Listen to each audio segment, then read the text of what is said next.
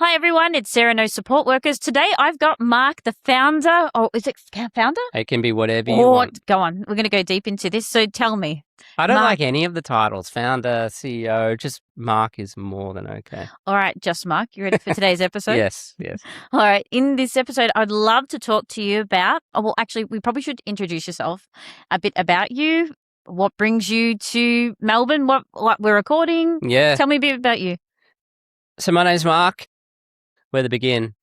Army background, then launched into early education, physical childcare centres, then moved from that into software, and then moved from that to farming, and then farming now back into the world of software and healthcare and NDIS and aged care and all those fun things. So yeah, just doing whatever I can do to help out. You don't seem like somebody that likes to sit still.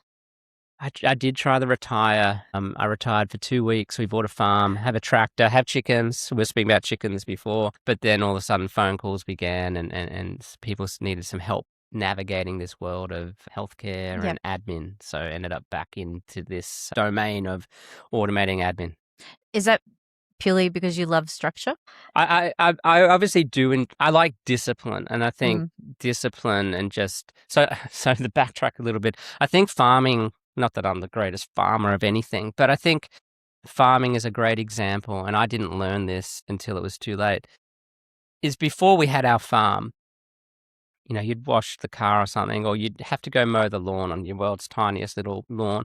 And if you didn't do it, I don't feel like doing it, okay, you do it next week or you do it the week after because it's rained or something like that. Oh, well, it doesn't matter.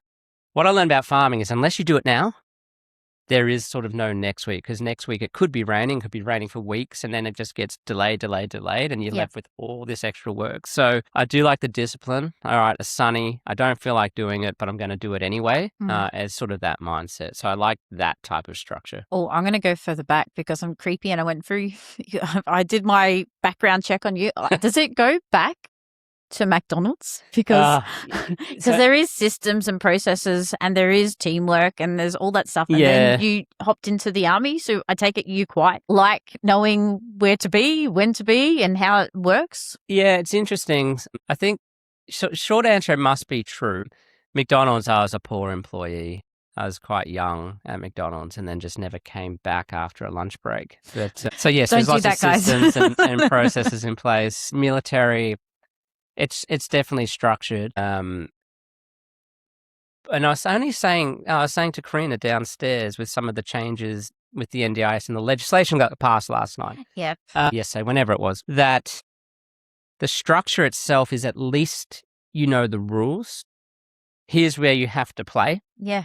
Here's where you can go out of bounds, not out of bounds. And I think that's life in general. Like we have laws, we have all these things, so you can do things within that. And I think once they're clear and everyone's on the same page, go compete, go innovate, go play. Yeah. And that's what I think is so important, not to bring it back to NDIS, but that's why I'm excited about the changes, because they're the rules. We can complain about it all we want. We can say how unfair it is. Not a problem. Don't disagree with that. But sort of tough, and now we move on and we get it done. And so that's what I like about the rules. But it also shouldn't stop you from playing or building or creating. In fact, now you know the guidelines. What more could we push and pull and create together? Yeah, I agree. So that's where you move forward on, and not try and say, oh, but the rules in the past were this. Okay, yeah, sure, maybe. Yeah. But also 100 years ago, we didn't even have the NDIS. So that's a good thing that it is here now. Yeah. So this is just where we have to play. So yeah, that's what I like about sort of the army. These are the rules. And so now go be, and we didn't use the word innovative, but now go adapt and innovate in that space. So how do you go from something that's quite set structure to working in childcare? Yeah, and again, back in the day, sounds like a war story, but back in the day, even childcare has its very strict regulation, strict rules you have to follow, ratios, so how many children have to be with how many staff members, what a parent has to do to be able to drop their child off in a service, all these types of things. And so innovate in that area, build great cultures. And one of the fascinating things with the regulation, again, back in the day, sort of in 2010, was the legislation or the regulation never said a child had to be signed in by paper. Yet the sector was convinced that's what it said. It must be on paper. It never said that. It just said attendance had to be recorded. So that's when you can read something with fresh eyes and say, well, why not record it digitally? Yeah. Another good example was, and I can't remember the right term for it, but it was such a fake concept that software providers mandated it, but there was no reason for it, which was, I forgot. But anyway, the example was if an educator signed the parent in the software, the parent would then have to approve something. That's fake. It was just a process, a system that someone else put in because they thought it was risk adverse and there was no need for it.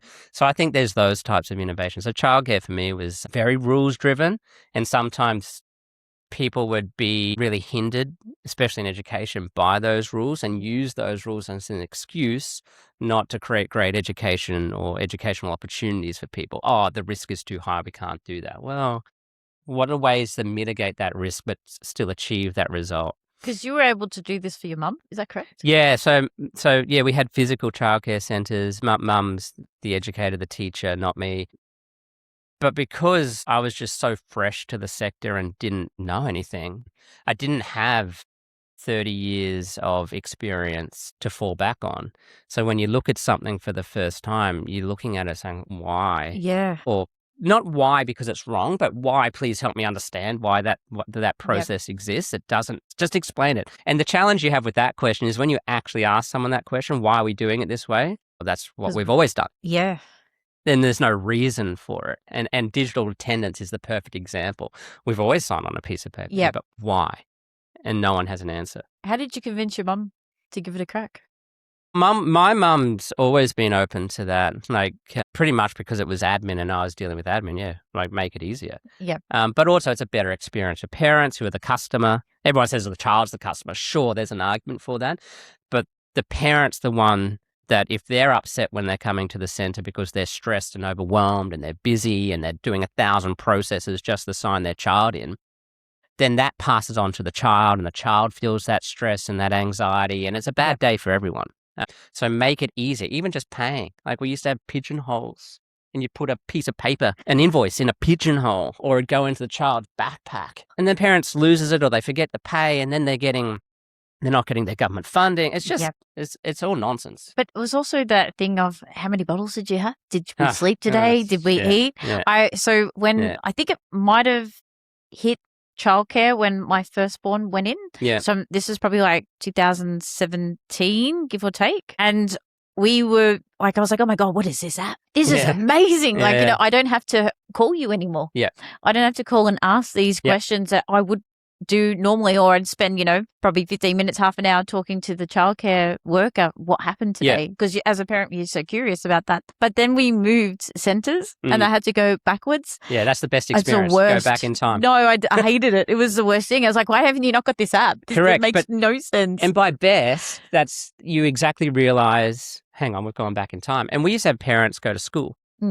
And so they'd be connected and then all of a sudden. Now, there is a huge argument that I deeply agree with, and I was only discussing this yesterday, that you don't want educators just sitting on iPads documenting, logging. That's not what they're there for. They're there for teaching and so I think now, and I challenge all the software providers out there to start thinking about this, is how do you automate the logging? And there's so many ways to do it.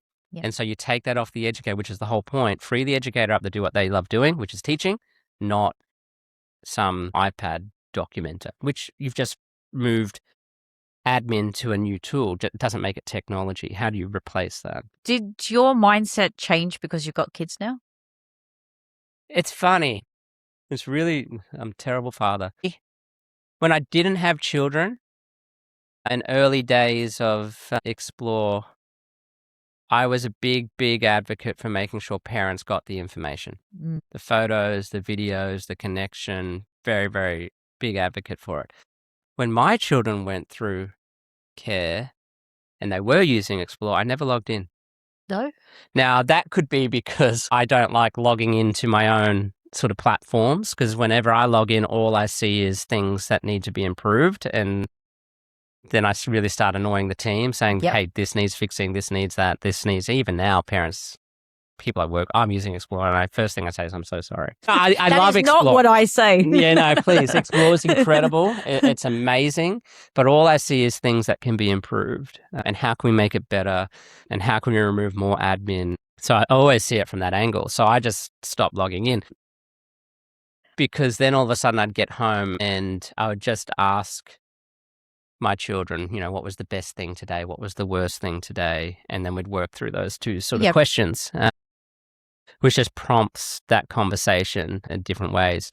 But then what I really loved that we started doing at Explore was those prompts would come as a push notification to the parent on the way home. Hey, maybe talk to your child about volcanoes because we might have been doing this in the class. And that idea actually came from my mother, who, right or wrong, we would always, especially in the younger rooms, the child's first steps, and we'd flat out refuse to capture that on footage, and we'd just tell the parent, hey, maybe keep an eye out tonight because your child might be ready to take those first steps. They're very special. So you're not stealing that moment from people. So I think there's ways technology, especially with conversational tools like AI and things that today, is prompting the right questions and the engagement, which you're not getting from this photo or video. We're really thinking about that stuff. Did you ever stuff up with the app? Yeah, like always. What's your best stuff up? Depends. Some ideas we'd think are really cool. Turns out it just created more admin but also, then there's always times where you would do the opposite. You'd really push the sector forward, which I think it needs some urgent pushing right now. Yep. And you'd push the sector forward and then there'd be a lot of pushback. Oh, we've always done it this way. Who are you to change it? And we said, yeah, we agree. We're not the educators of the world, but from all our research and all the parents' feedback, this is exactly how you're going to succeed. But it's not just apps. We look at it from admin, or at least I do, is how do you make it easier for parents and children to get what they need? Now, the parents going to need to, and people don't want to talk about this, but parents need to get to work. They need time to do things. Yeah. So that's something, and I get the early education argument. That's not a problem. That's fine. But the parents' needs are different. And so that disconnect, you can't ignore that. So what does the parent want? Yes, they want their child educated, but sometimes they need time to do things. So you're servicing and selling that. What's the child need? Okay, they need a safe environment because they want to be able to drop it off and they need to feel like they belong and not feel they do need to belong. And I was in a childcare centre just yesterday, meeting with educators and things. And I was watching children get dropped off and they're happily running off and engaging with the teaching and things like that, and great experience. And so this was at one of the Good Start centres, and they're doing incredible work.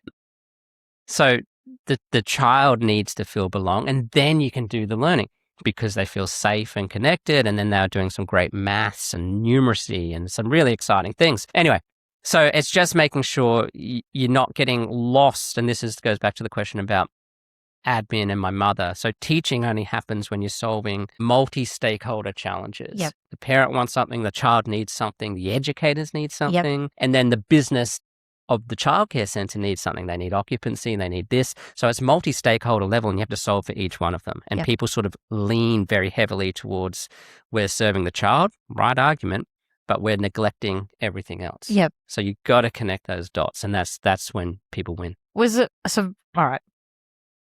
Got this question. At one point, were you tapped on the back? Were you like, between you and your mum, like, hey, geez, what you've built and created is kind of cool. I wouldn't mind having a piece of that. Is that how you ended up on an That's the only reason it started. Yeah. We only did it because we were trying to build our centres, and we generally thought, we'd build 10 childcare centres and that would be what we do. Yeah. We built 4 and we're on that journey. And then the people started seeing the technology and thinking, why is this not available for us? And so great friends to this day, they weren't then because we didn't know them, tapped us on the shoulder, said, hey, do you mind if we use it? I said, yeah, go nuts. Yeah. And they used it.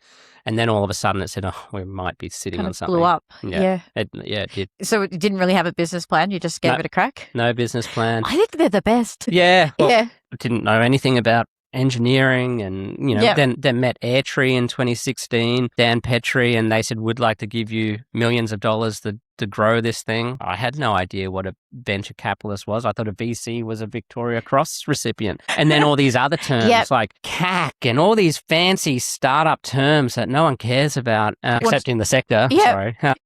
But then you have to learn these things. And that's what I don't think people understand a lot is it's all cool to say your company's valued at this and it's 10x, it's 20x, but you as a leader of that business need to grow that much as well. So there's all these things you need to learn. And if you don't learn, you will fail and your company will fail. If you do learn and you do keep up, well, then let's see what happens.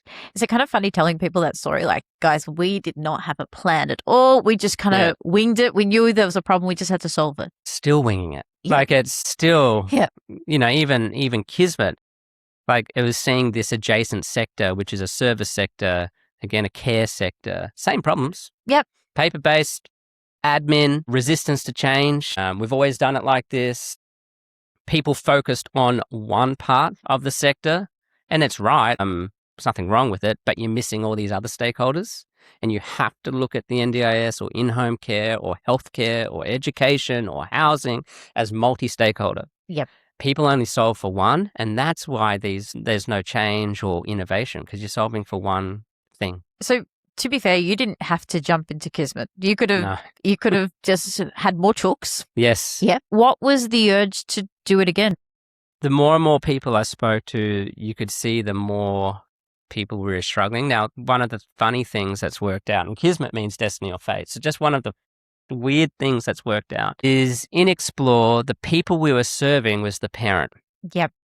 And the educator and sort of the business owner. We didn't do anything for children except free the educator's time up. We didn't build apps for them or anything like that. But what's happened now is those three stakeholders, being the parent, educator, and the business owner, are all the same person in life who is caring now, 10 years later, up to a dependent parent and down to a dependent child. And that's the sandwich generation. It's that Gen X millennial who's now really suffering. Yep. Did this come through like an idea you just on your tractor one day and thought, geez, wouldn't mind solving this as a problem? Got some time up my sleeve. Yeah, I mean, it was, my mother-in-law called and said that she was struggling with her aging mother's in-home care plan, so adjacent sector to NDIS. And then digging in, this is identical. The sector is 10 times as big, maybe 20 in terms of investment. Even just the NDIS is almost that. And nothing has been done. And I'm not taking anything away from all the great things out there, but the basics of, and there's no excuse because 10 years ago we've got SaaS, now we've got AI, but still nothing's been done to automate the admin that's sitting around multi-stakeholders. And so I said to the team, hey, I'm going to go do this again. Hey, you're free. Do you want to come along for the ride? And luckily, those co-founders said yes, and off we went. But it's the same playbook. And the playbook is fascinating because you see it in housing now, and just no one's done anything. Lots of people complain about it, but no one's done anything. Yep. So what was the full hook for you? Because it's a problem, right? And you know that you could have your co-founders come along. What brings you back? Because at the end of the day, you could just be like, all right, I'm done. I'm out. Yeah, I still think I should have done that. I definitely driven. I don't like complaining. If I'm going to complain, I feel a little bit hypocritical if I'm just sitting here whinging about something and not actually trying to do something to fix it. So I would always get on my high horse saying education's broken. And, we do far more right than wrong. And so healthcare is the same. So I think they're really important. And sort of the backtrack, I think there's 3 things that I believe in that get people out of survival mode. And the problem is I've done it backwards. So I always thought education was the most important. It's not. Sorry to all the education advocates out there. It's not, because then you go up the chain a little bit and you think, okay, healthcare. It's not the most important. Now there is an argument that it is, but if you don't have a roof over your head and somewhere to live and that psychological comfort, especially I lived on the streets for a very short time, a very short point of time in my life, and still get PTSD every winter walking down the street thinking, oh yeah, that's probably a good place to sleep tonight. And then I'd start sort of losing my mind thinking about my children having to make those sort of decisions. But lots of families are making those decisions right now because they can't afford to live, and they've got jobs. Yep. They just can't afford it.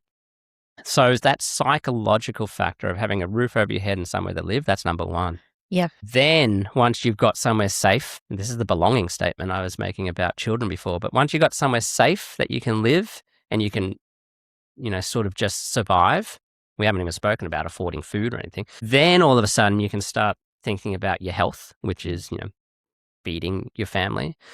If they get sick, at least I can turn the heaters on during these hours of the night because I can afford it. Then you can start thinking about education. Then once you've solved education, you break that survival world and you start setting your family up or yourself up for that future. So those three things are the most important things, I think. My challenge is I've attacked those problems backwards, which is really frustrating for me because I wish I started with housing and then did healthcare, then did education. It's just not the way it worked. But I also do not think we had the mindset when I started education 2010. So that's 16 years ago. Far out. 16 years ago, we weren't thinking about, NDIS didn't exist. Yeah. In-home care wasn't a problem. Different generation. And housing was okay. It wasn't a crisis. And I hate that word because I don't think I think it's solvable. So we're not at, for me, crisis is we're done. Yeah. It's over. It's very solvable. So the challenge you've got is now people are thinking like that. So I think if I can solve those or at least put an alternate solution out there as a private citizen, hey, here's a way to do housing. Here's another way to do healthcare. Here's a way to do education.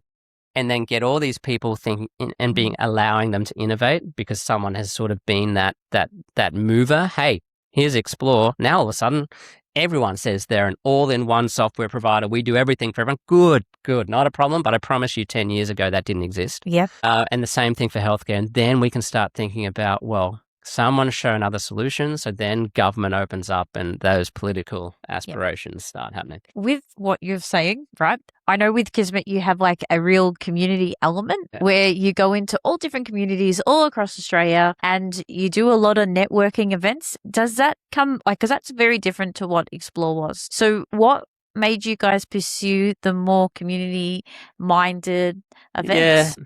So Explore is interesting. We did do those community events, but not the same way we do in healthcare. Yep. But this is Explore's just it's my fault. Explore was for me, I was a first-time founder at Explore. So I was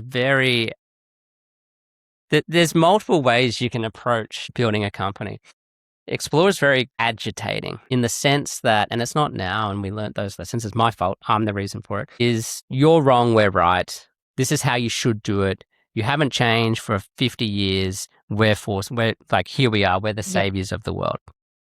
That's just one way of building a company. Explore is not that today. It's very community involved and it's doing far better things than when I was there. But when we were able to start Kismet, it's just those lessons learned. As a second-time founder, we can take people on the journey in a different way.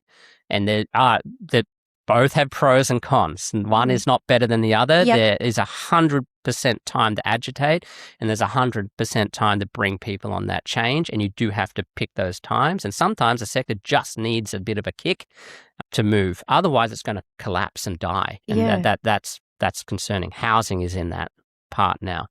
So it's more just Mark's lessons on life, mistakes, successes. That's really the reason why. Do you ever get to go to the community events? Yeah. What's your favorite one? It depends. The most recent one was a few months ago in Geelong at the AFL stadium. But the events are good in the sense that you just meet different people on the ground. It's like visiting a childcare centre. You can extract yourself and live in this fantasy world of technology where it's different problems. You're raising money, you're talking to investors, you're building software, you're building culture, even something as basic as people get to work remotely and you live this little bit of a fantasy land. Then you go back to the sector you're actually serving, and you're on the floor with educators, you're on the ground with people that are serving in the NDIS or in-home care. And these people don't get the luxuries of work from home, and they don't have the gig economy, and they don't have these things. And so it just brings you back to reality, which is what I like about it. Did you get good feedback when you go to these events? Because you are hosting them. I mean, sometimes people are all actually good feedback is all feedback is really. A lot of people tell me what can be improved. I think that's my day, not just with bands, but even While we're here, teams. is there anything you're not ever going to improve? We're not adding that to the app, guys. I'm sorry. Yeah, well, short answer is yes. I did say this to some people the other day. Like, I appreciate the feedback, but we're not automating process that make your job easier. We are removing that process completely. Why does it exist? It's like sign in, sign out. We should have this in Excel spreadsheet. Why have it at all? So that's the conversation we have. So people immediately go to, here's a cool idea, we can automate this, but no, get rid of it. Completely change the way you do it, because what is the outcome or the intent that you're trying to achieve, not just how do you make your job easier. That's just automating paper. We're trying to remove it. So there's lots of those things we'll push back on, but it's always good getting feedback. A lot of the time we'll say no because it's not the You've vision. also got that part where you can view people's plans and have breakdowns. Have you had any good feedback from the people that we serve that, oh, look, wow, I can actually see my plan and I got more, I've got less, I can understand where it's going? Yeah, short answer is when you can see information live, which does my head in this. Like, why is there a 6-week delay for you to see your budget, and then you're out of budget, and then you can't manage your funds, and you don't know what you can pay for? Why is that normal? Oh, I've got my theories on the world that aren't popular, but I don't know why plan managers sit on funds for 6 weeks. I've got my theories. I'm not going to put it out live in the world, but, magically they get paid after the interest rates are collected. Yeah, and interesting. Yes, but who knows? Maybe someone can look into that. And, the argument is, but we pay it within 2 days, but no one factors in, you pay 2 days after the 6-week period because somehow you've done all these checks. And again, what I said at the start, we're hiding behind risk. There's always arguments. Yep. And everyone puts hands on their heart saying, oh, no, we don't do that. Okay, sure, maybe not. But why not pay instantly? Why not give people a frictionless way to attend an appointment, to get paid quickly, to be able to manage cash flow if you're a provider? Yeah. Seems pretty basic to me. Well, it's the human behind it. And that really does eat to them because it determines whether they can have a service or not. So why not be more productive? Yep. Make it easier for them. They've already got a disability. Life is already hard. Why make it harder? And this is and again, when you ask that question, everyone says, yeah, why not? And then you ask the question of the people making it harder, and they all say, oh, no, we're hiding behind audit trails and risk mitigation, admin. And I do challenge people, go out there and ask why. And if the response is always admin, then that's the problem. Solve the admin. Yep. Why haven't people in this sector for the last sort of 10, 12 years solved admin? Why have we created more admin? And why have we made it harder for people just to get paid or to get a service or to chase some of their outcomes? I don't understand they're hindering people's ability to live. Because they're incentivized to do that. And I deeply believe the incentives in the NDIS and in home care and in education and in housing are all wrong. You're incentivizing the wrong outcome. People say, oh, you're not being honest or transparent. I'm happy to be, and I have been many times. And I can't say this statement either. I don't want to attack the sector because we do more right than wrong. Yeah. But I do think people are incentivized the wrong way in this sector, and we're not being incentivized to help a participant. We're not being incentivized to remove admin. All of the opposite exist. I feel with the NDIS, it blew up really quickly, and it just felt like it came out of nowhere, and all of a sudden we needed more staff, we needed more services, and I don't think we caught up. Yeah, I agree, but that's the problem. If the only way you can scale a sector is by adding more physical people to do the admin, because that's where the growth's come from, then that's a pretty big problem. But also, I just don't understand the excuse for that, because the NDIS is not that old. Technology existed when the NDIS started, and actual technology, not more than Excel spreadsheets. Like you had SaaS companies. Why? Why does it exist that it's so manual and paper-based or people-heavy doing checks and processes and literally just checking codes in a system and getting an invoice approved. I don't understand why that exists. The lag, is that because we're just not, like, we don't have the skill set to do it? Well, the skill set has been around. It's not. Yeah, but to be fair, a lot of support workers end up in businesses, and they own their business. They start with the great intentions that I might be an independent, and then being an independent, then I grow it, and all of a sudden I've got a team. I don't know about you, but I'm only as skilled as so far, and then I had to go out and build it myself. Yeah, or and work on it myself, and it's kind of like a messy start. To be clear, I'm not blaming the support workers. It's the same for the childcare owners that went. And mum and dad, my mum loved a childcare center, loved education, created a childcare center, grew really quick because they're doing a great job. Who I am blaming is the software providers that haven't provided those tools for people in the sector and haven't kept up with the automation and the demand that is required. Where are they? And they'll say, oh, I'm a software provider, but where is the automation and what have you done to help the providers in the sector? And to be fair, like, you can create it yourself now. Now you can. You can get on Claude and create your own CRM and build it the way that you want. Yep. And now they're catching up. Yeah. So that is my question, because now all of a sudden, and sorry for all that education analogies, but you saw this in COVID. Pre-COVID, there was a big push in education for online learning and all this stuff. So you think about 2018 to 2020, online learning, we're all awesome. Every center, every school should be online and children should be able to learn and whenever they want and all this stuff. And all these startups existed and they talked a lot of nonsense. We didn't think it was nonsense. Then COVID hit. And as soon as COVID hit and we needed online learning, where were they? And the most popular online learning tool during COVID was Zoom. Yeah. And where were these magical startups? They had the best opportunity in the world to sort of live the talk, and they didn't. They all collapsed. They all disappeared because they were full of rubbish. And then COVID disappeared and we went back to sort of the way things were. But that's the same argument I make. Like now, oh yeah, this, we're educated. But where are you when the people need it and they're not there? So the standard to keep is a standard you walk past, right? With Kismet, how do you get to keep building and growing it and developing it so it's always higher than what people would expect? Yeah, and that's just the expectation we have. One of our values at Kismet is be better. Yeah.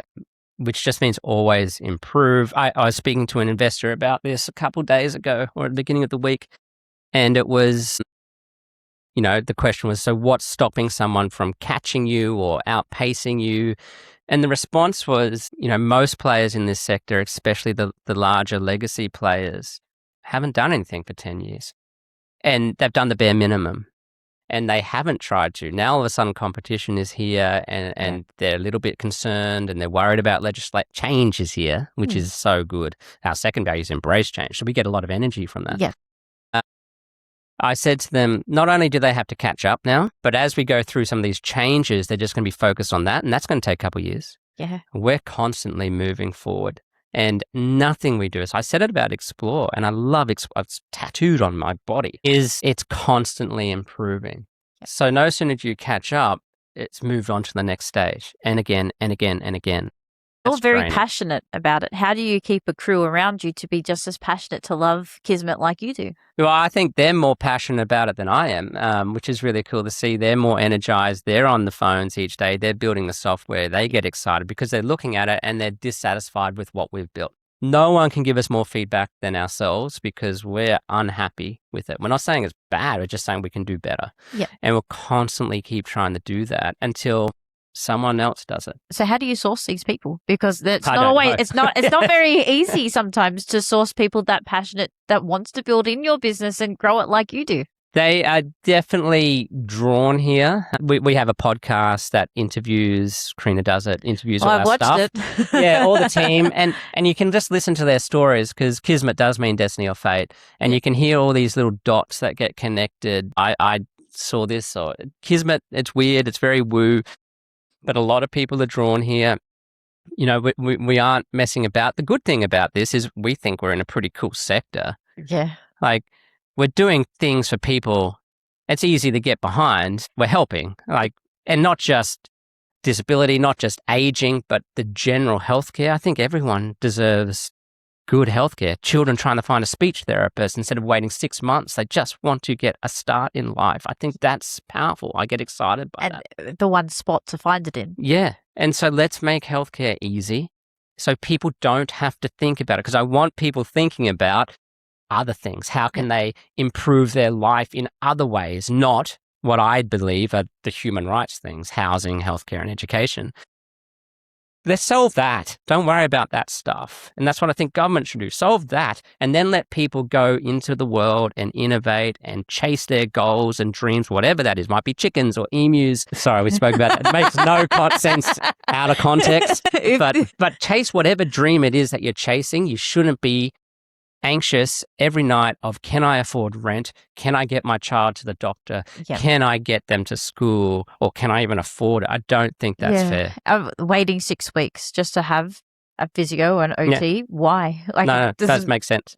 I know why. Admin is why. And process and systems and people hiding behind sort of that reason. It's become an excuse. Oh, I have to do these things. Well, no one cares. Get rid of it. What feature are you most proud of?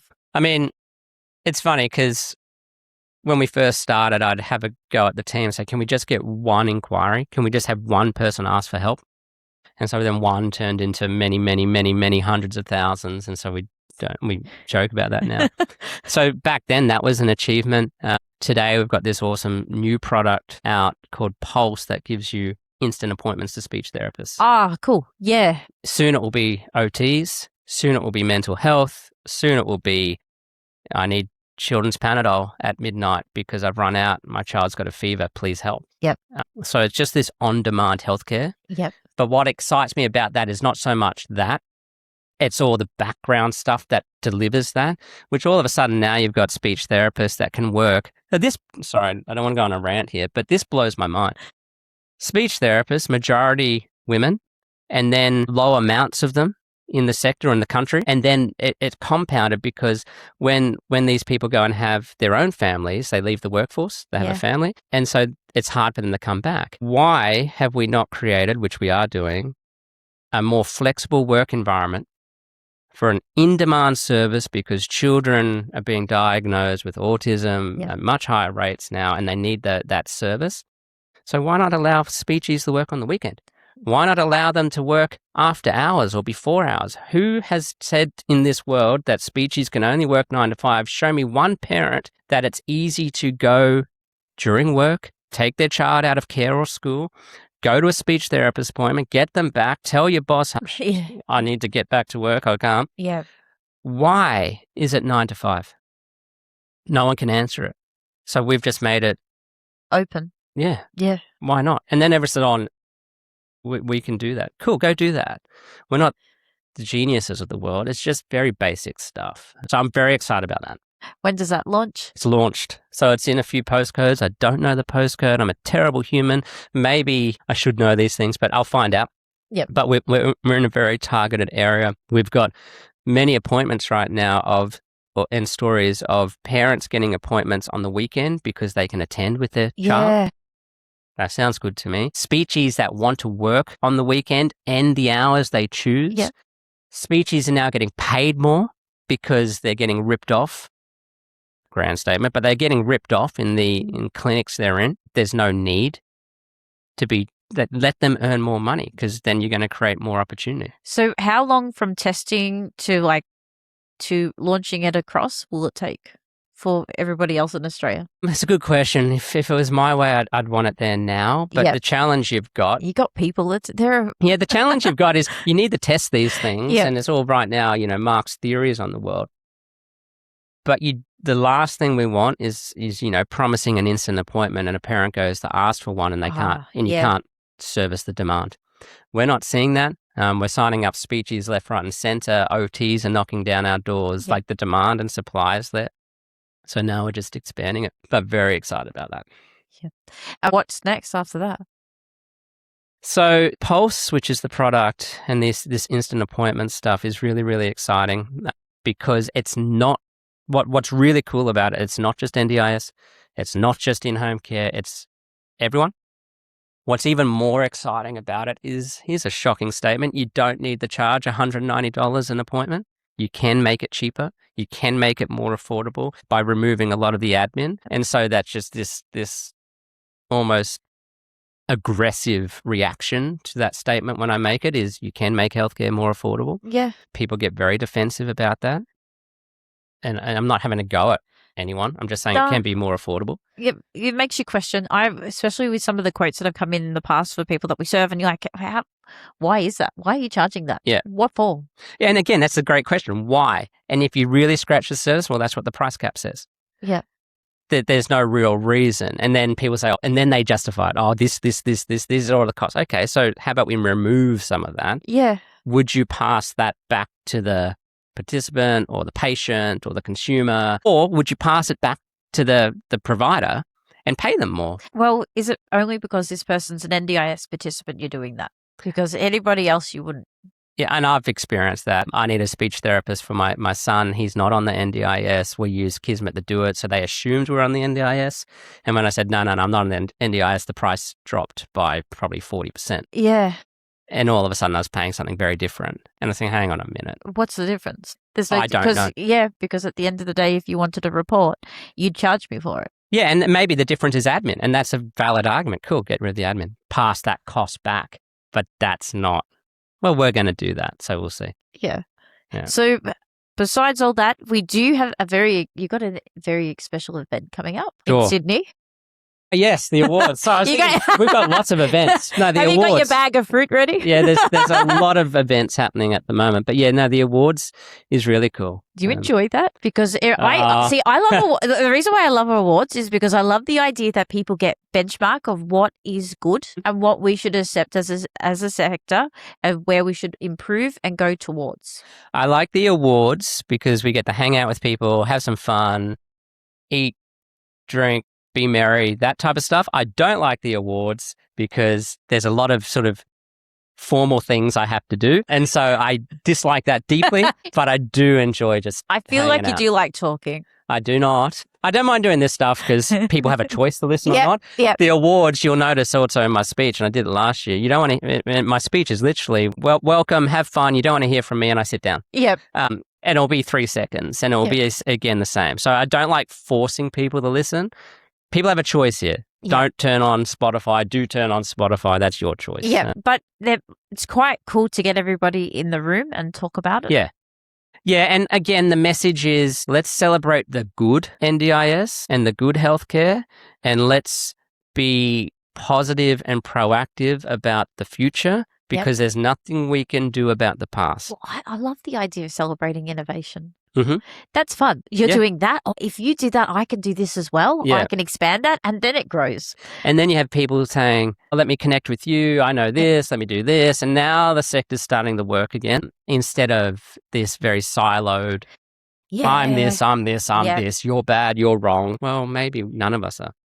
But hypothetically, you didn't have to have an awards. You guys could have been like, yep, cool. We do this and this only. Yeah. What was the passion behind having it? Or doing it and committing to it. It is that. Because there's a lot of work behind it. Oh, it's ridiculous. But and luckily I don't do it. The team do all the work. I just sort of sit there. But it's the community aspect. It is highlighting a lot of the good NDIS. That's very, very important because I do think there's a lot of negativity in the sector. And I think the media, it's easy, and this is not just NDIS, it's easy to get a sort of clickbait negative angle. Yep. You don't see a lot of positivity in the world. But it is really good to remind people and show people, hang on a minute, not every person in the NDIS is fraudulent, even though that's what you would read in the newspaper. Or some people are doing some cool shit. They're doing amazing things. Doing some really cool things. And you're like, I would never have thought of that. Wow, you're chopping down hours, like admin time, and somebody gets more. Yeah, no, I agree. Like, it's just highlighting that stuff and putting it in a forum that is celebrating that. And look, it's disappointing because, we invite different people from all over the sector to come. Politicians, ministers, public servants, media. Come to the good part of it and celebrate the goodness in this and the great things that such a great scheme globally is doing. Celebrate that. Yep.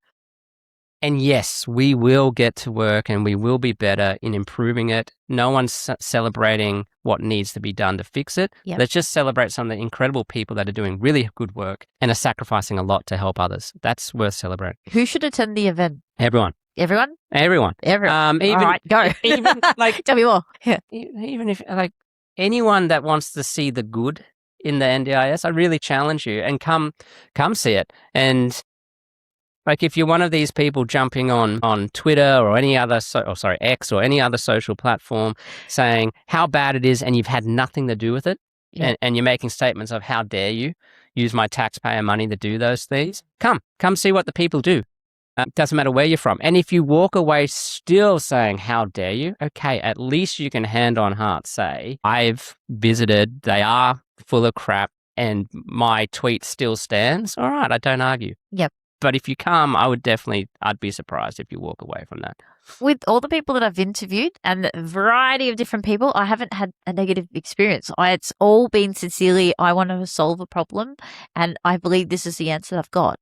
So it is cool to celebrate the good because we forget there are people out there that have improved people's lives significantly before the NDIS because they never had it. And now they've got something where they can access the community, they can go do things that we should embrace. Yeah. And no one's saying it's perfect. It's just there has been some good done. Yep, 100%. I would say more good than bad. Yep. But each to their own. But it's only from what I've seen and interviewed and met people. The intentions of people that are working in this space is to do good. Yep. Yeah. All right. So 10 years from now, where's Kismet? Not just in NDIS, in-home care, general consumer, Pulse product I spoke about, and you're just logging in, getting the service you need. There's no Red definition. tape. It's just healthcare. Yep. You're just trying to improve your own outcomes or your family's outcomes. Who cares if it's NDIS? Who cares if it's in-home care? Like the debate of you're getting more money than I am is gone. It's just healthcare. So 10 years from now, how many chooks will you have? Boy, probably 603. Is this your next business that you're in? No, I think everyone should get a chook. I think they're great. I'm not talking about they're nice pets. I'm talking about they provide eggs and they're actually a useful animal. And they eat all your leftovers? Yeah, they're just useful and definitely will help with the cost of living if you like eggs. But yeah, no, chooks definitely, maybe the Emu Wars have started again in 10 years. From your house? Yeah, from me. You probably are missing this. You'd like to buy some emus for your farm. Yeah, I'm trying to get emus just to have the full coat of arms where I live. But, in 10 years, healthcare is on demand, cheaper, and people are getting the service they need. But yeah. Will you dive into housing? Yeah, 100%. Yeah, housing's already started. But you can't tell me, can you? It's called Dwell. Yep. But you can go check it out. Dwell.au is the little plug. But it's a third way to, I won't get into the whole definition, but it is a third housing option. Yep. Will you ever sit down? Yeah, definitely after 12, because then I've achieved. You've got all three housing, areas. Healthcare, education. Okay. It's done. I can't see you sitting for long though. Maybe politics. I think Victoria needs significant help. McDonald's? No. Yeah, sorry. no, yeah. They're still wondering where you are. I wonder if I'm still on the books, but we'll find out. It was in Kenmore McDonald's, so let me know if I'm still on the books. LinkedIn said you were there for 2 years. Yeah, just couldn't deal with it. Thank you so much. Thanks for having me. Cheers. Thank you.